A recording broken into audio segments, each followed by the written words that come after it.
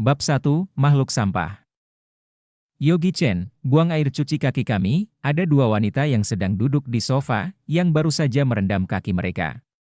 Pada saat ini, bersandar malas di sofa, kedua wanita ini adalah istri Yogi Chen dan teman baik istrinya. Mendengar kata-kata istrinya, Yogi Chen membungkuk dan membuang dua baskom air. Dia tidak berani mengeluh, siapa yang suruh dia menjadi menantu di rumah ini, telah menikah selama 2 tahun dan tidak memiliki status di rumah.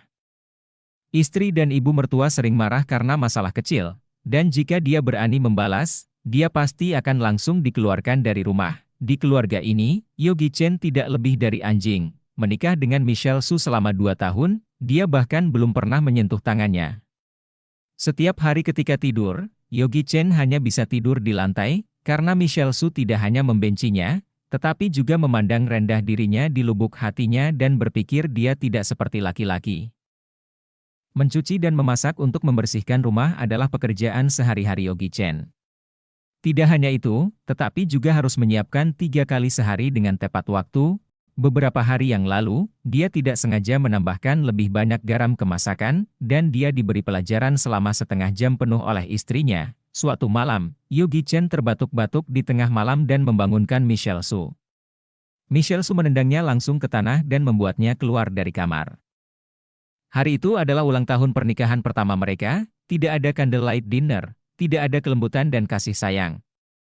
Itu seperti menendang hati Yogi Chen. Sudah 2 tahun, selama 2 tahun, Yogi Chen telah terbiasa dengan kehidupan seperti ini. Siapa yang menyuruhnya menjadi seorang menantu di rumah ini? Yang paling menyakitkan adalah ia telah jatuh cinta pada Michelle Su selama lebih dari 2 tahun. Meskipun Michelle Su tidak pernah memandangnya, dan selalu memarahinya sampah. Apakah diriku ini adalah seorang sandera yang menghormati penyanderaku sendiri? Yogi Chen tersenyum menertawakan dirinya sendiri. Dia adalah keluarga besar pertama di Jiangnan, tuan muda tertua dari keluarga Chen, telah jatuh ke dalam kondisi mengemis kasih sayang dan cinta dari wanita. Harus dikatakan bahwa ini adalah ironi yang besar. 2 tahun lalu, Yogi Chen membeli 15% saham di Jiangnan Energy Group dengan harga 20 juta RMB, sekitar 40 miliar rupiah. Pada saat itu, ratusan orang dari keluarga Chen menyalahkan Yogi Chen. Beberapa orang mengatakan bahwa ia telah merugikan keluarganya dan menginvestasikan 20 juta RMB untuk membuat akun palsu. Yang lain mengatakan bahwa dia tidak bermaksud menggelapkan dana keluarganya dengan sengaja untuk memuaskan kantongnya sendiri. Dengan persetujuan bulat dari keluarga, Yogi Chen diusir dari keluarga. Tidak hanya itu, bahkan orang tuanya diusir dari keluarga, dan silsilahnya dihapus. Dalam 2 tahun terakhir, Yogi Chen telah melihat hubungan antar manusia yang dingin dan menghangatkan. Teman-teman yang dulunya adalah teman baiknya bahkan mencari cara untuk menjauhi dirinya. Yogi Chen diusir dari rumah tanpa uang sepeser pun, hanya bisa memilih menjadi menantu di rumah ini untuk bertahan hidup. Bahkan istrinya, Michelle Su, tidak mengetahui hal ini. "Michelle, suamimu benar-benar patuh," kata teman baiknya, Brenda Lee. Michelle Su mencibir dingin, "Memangnya kenapa? Aku muak ketika melihatnya, orang lain menikah dengan anak-anak orang kaya. Lihat dia, seperti orang dari desa. Besok adalah pertemuan tahunan keluarga Su, dan aku malu untuk membawanya." Brenda Lee melirik Yogi Chen, dan itu memang seburuk seperti kata Michelle Su. Brenda Lee tidak menjawab perkataan itu, tertawa, dan mengubah topik pembicaraan. "Michelle, kita jangan bicarakan dia lagi. Aku mendengar bahwa perusahaanmu tampaknya memiliki masalah baru-baru ini." Michelle Su mengangguk dan berkata, "Dalam 2 bulan terakhir kami telah berinvestasi di 2 restoran dan kehilangan beberapa juta RMB. Sekarang operasi dana perusahaan memiliki masalah, itu membutuhkan 8 juta RMB. Jika tidak menemukan investor dalam seminggu, kami hanya dapat menjual properti perusahaan." Brenda Lee memandang Michelle Su dengan cemas. 8 juta RMB, ini bukan jumlah yang kecil. Siapa yang bisa membantu kalian dengan uang sebanyak itu? Michelle Su tidak menjawab, tetapi berbalik untuk menatap Yogi Chen yang mendengar. "Yogi Chen, siapa yang menyuruhmu menguping di sini?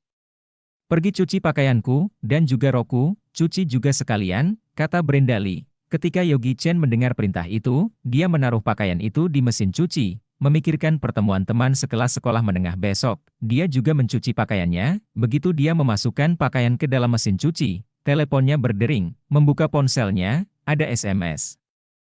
138XXX8888, Setelah dihitung, ada 9 angka 8, bukankah ini nomor keluarga Chen? Yogi Chen membuka SMS dan terpana. Tuan muda, tolong bantu keluarga Chen.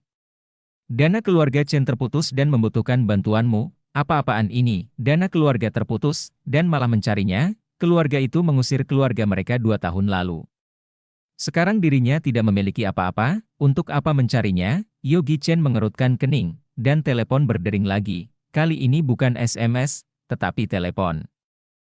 Yogi Chen berniat menjawab teleponnya. Sebelum berbicara, suara mendesak pelayan rumah datang dari telepon. Tuan, aku mohon padamu untuk membantu keluargamu. Saham Energy Group Jiangnan yang kamu beli 2 tahun lalu sekarang sudah naik berlipat-lipat. Aku mohon kepadamu. Jika kamu tidak membantu keluargamu akan bangkrut. Sial, apa yang kamu bicarakan? Yogi Chen hampir membuang ponselnya, menutup telepon, mencari barang di ruang utilitas untuk waktu yang lama, dan akhirnya menemukan kartu ban hitam di sudut. Kartu ini dibuang di ruang utilitas olehnya sejak ia memasuki keluarga Tang. Sudah 2 tahun sampai sekarang, kartu ini dibuat saat dia masih merupakan tuan muda di keluarga Chen. Ini adalah simbol identitas. Setiap kartu memiliki layanan 24 jam. Dia buru-buru mengeluarkan ponselnya dan memutar layanan manual secara langsung. Halo, Tuan Chen, Anda terhubungan dengan asisten pribadi 24 jam, apa yang bisa aku lakukan untuk Anda? Di telepon, terdengar suara wanita yang manis. Cepat, bantu aku memeriksa saldo. Oke, tolong tunggu sebentar, kata asisten pribadi itu perlahan. Dalam beberapa detik, suara di telepon berdering lagi. Tuan Chen, jumlah saldo di kartu Anda terlalu besar. Ini di luar wewenang yang dapat aku periksa. Silahkan bawa kartu ID Anda ke ruang VIP ban dan memeriksa saldo Anda. Sebelum pihak lain selesai berbicara, Yogi Chen menutup telepon. Pada saat ini, kepalanya berdengung dan jantungnya berdetak kencang. Jantungnya seolah-olah akan melompat keluar dari dadanya. Jumlahnya terlalu besar dan melebihi izin akses.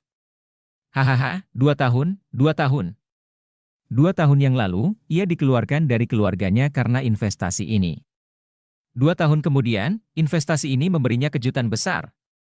Maka yang ingin ia ketahui sekarang adalah berapa banyak uang dalam kartu ini. Michelle, lihat Yogi Chen, dia menelpon untuk mengecek saldonya. Brenda Lee tidak bisa menahan tawa dan berkata, Michelle Su menggelengkan kepalanya dan tersenyum. Aku memberinya 200 RMB untuk uang sakunya setiap hari.